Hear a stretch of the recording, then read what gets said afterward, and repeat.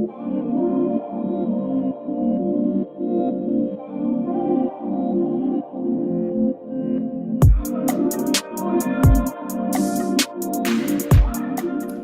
guys, welcome to my channel. My name is Jay, and today I want to talk about what happened at meps, the process, getting a medical waiver, things of that sort. I want to talk about all that good stuff, just genuinely because I didn't have basically the resources. Like, YouTube did not tell me what happens for the certain medical waiver I needed and things of that sort. So I want anybody in my situation to genuinely have a good idea what's going to happen and how things work and things of that sort.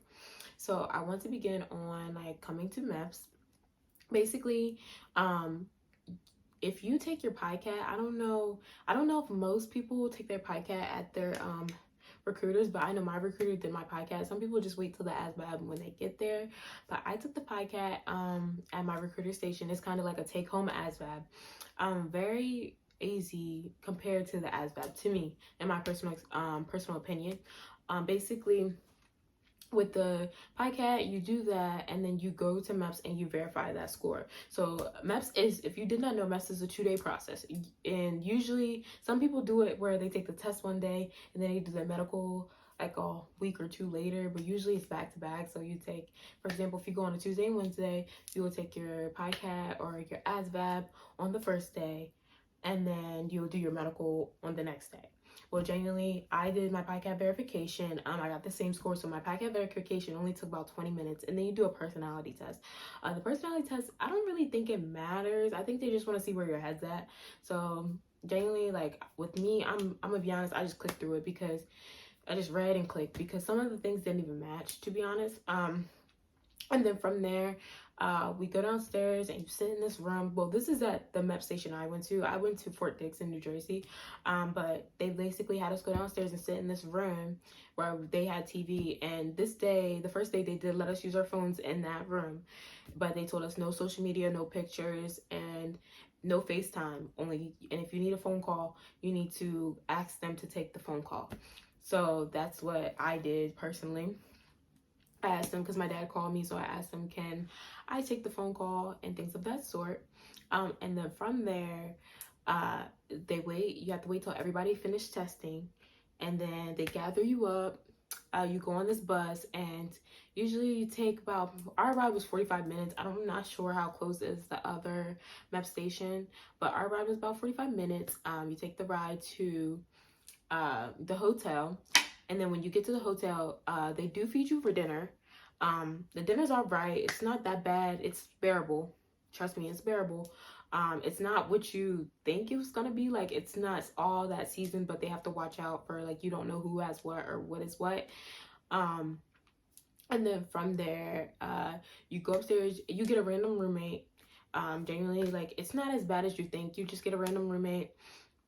She makes you, like, you check in, you write down your, basically your recruiter, his phone number, your phone number, last name, things of that sort. It tells you on paper what to write down when you get there in that room. Basically, like, my first experience, I met a couple group of girls, and genuinely, like, we all just chilled that whole day. We ate dinner together, and then we didn't all have the same room, but genuinely made like good friends because my roommate was actually really cool. And genuinely, my first MEPS experience was great. And then from there, we literally went up in our bed. We had to be up by, I believe you have to have your key turned back in, your hotel key turned back in by 4. So we had to be up. I was up at 3, getting ready for whatever I need to get ready for. Just basically putting on clothes. Make sure when you have an outfit, as a black girl, I'm gonna tell you, no wigs, no weave, no nothing. Wear your natural hair. It will save you a lot. Natural hair only. You can't have your toes painted. Can't have your nails done. You can't have nothing. No piercings. No nothing. So just go ahead and take them out. They will send you home. They don't care. They're not losing nothing. They will send you home. But genuinely, like, just make sure you have the correct jeans on. I mean, like, no ribs. Make sure everything is casual. Your recruiter will usually tell you what to wear and what not to wear. My recruiter was literally just like, wear casual, like jeans with no ribs, a nice shirt with nothing on it. Basically, I just wore a shirt. I wore one of my Delaware State shirts or my Delaware State hoodie, and then or I wore like a flannel shirt or like something simple, like even a plain black shirt. You can't wear white tees, white shirts. That doesn't work. But that's what I did. Um, but yeah, so then after that, you wake up in the morning, they feed you breakfast. Breakfast came with the dinner. It's all right, it's not that bad. And then from there, you leave and you go back to MEPS. So the second day of MEPS, basically you walk in, they do the whole process where they scan you in, they make you put your bag a like um in a like cubby type thing, but it's secured, cameras, da da da da. Make sure you have your social security card and your ID. That's valid. You really need that. Um, but yeah, so then you go to your station. So like if you're going in for the army, you go to the army, which that was me. Same with Air Force, blah blah blah. Now I can't tell you what the Air Force, Marines, Navy people go through, but I know from experience what the army people go through because that's what I'm going through. So basically you go to the army, they give you a sticker that says your name, you have to keep it on at all times, do not take it off. And then from there you will go upstairs for medical. Now, when I went upstairs for medical, the lady checked us in. The first thing I did was BMI. The second thing I did was the eyes. They will check your eyes. One thing I found out that girls cannot be colorblind. Boys have more of a leniency; they can be colorblind. But girls, they have no tolerance policy for being colorblind. So you would get disqualified for that.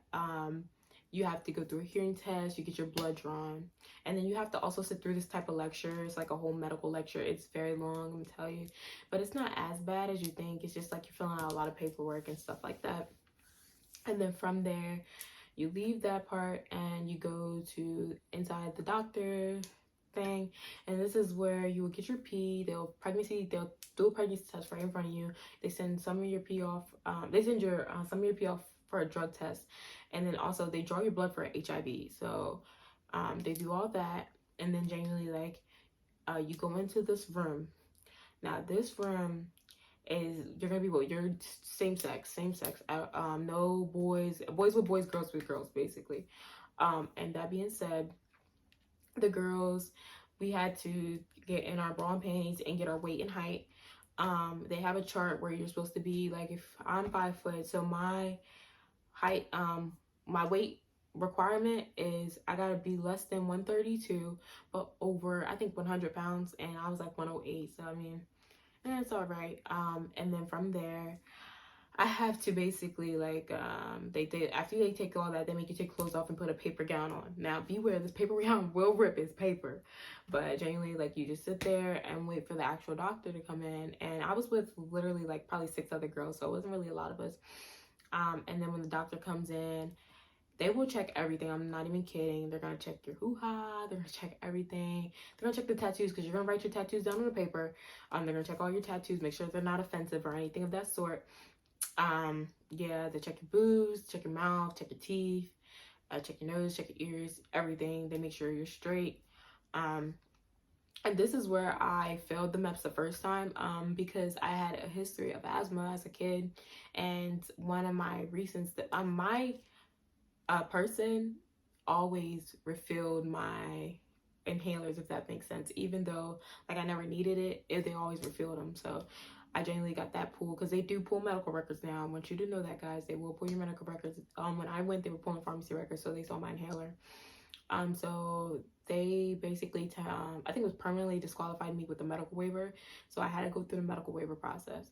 So I had to finish it out, so the duck walk and everything else, and then after that my process stopped that day. So I had to wait for my recruiter to come pick me up and go home, and we had to send a medical waiver up. My first medical waiver got denied and said it needed more information, so I had to go get a PFT or a pulmonary function test, showing that I don't have any signs of asthma, because if I did, they would not have taken me. They would disqualify me permanently, and they would deny the medical waiver all through. Genuinely, if they deny the medical waiver, that's the last say, and you don't get anything. So with that, so when I did my PFT, I found out that I never had asthma, and the inhaler wasn't actually helping me; it was hurting me. So from there, I had to send those results in. And when I sent those results in, and I'm gonna be honest with you, every MEPS is different. Some were strict, some were relaxed. It just all depends. But when I sent my results in, they genuinely took that, and they it took about 2-3 weeks, and they approved it. I'm gonna be honest, not everybody's process is that fast with the medical waivers, especially like if it's something major, like I think a huge surgery or something. They could be very iffy on that. I'm not sure. But I know my process was like pretty quick, like a 3-week turnaround time. It was very, very nerve-wracking, I'm not gonna lie. But when it got approved, they sent me back to MEMS. So I had to stay overnight again at the hotel.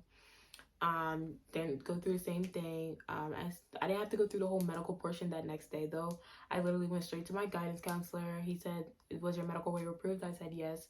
Then we chose the job, but luckily my recruiter already reserved the job I wanted, which was a unit supply specialist, or a 92 Yankee. Um, so from there we just did the contract, and then I left there. You had to go do fingerprints. So you go do your fingerprints, then you come up and you finalize your contract. And then after that, that's when you will basically go up and swear in to the Army, and congrats, you finished. So then they'll let you know what date you're leaving compared to the job. I'm gonna be honest, it depends on the job, where you're leaving and where you're going for basic. I honestly would do research on each one of your jobs just to see. Also, ladies, like for my black females, please, like genuinely don't wear wigs, don't wear weave. You can wear braids, but they're very like particular on what you wear, especially at MEPS and basic. So genuinely, I would just suggest you wear your real hair. You're beautiful, it doesn't matter, just wear it. And genuinely, I hope all y'all gained something out of this video. I know it was quick and kind of all over the place. This is my first YouTube video in a while, so I'm just trying to help you guys out. Thank you guys for watching, and I genuinely hope you guys have a great day and be safe. Bye-bye.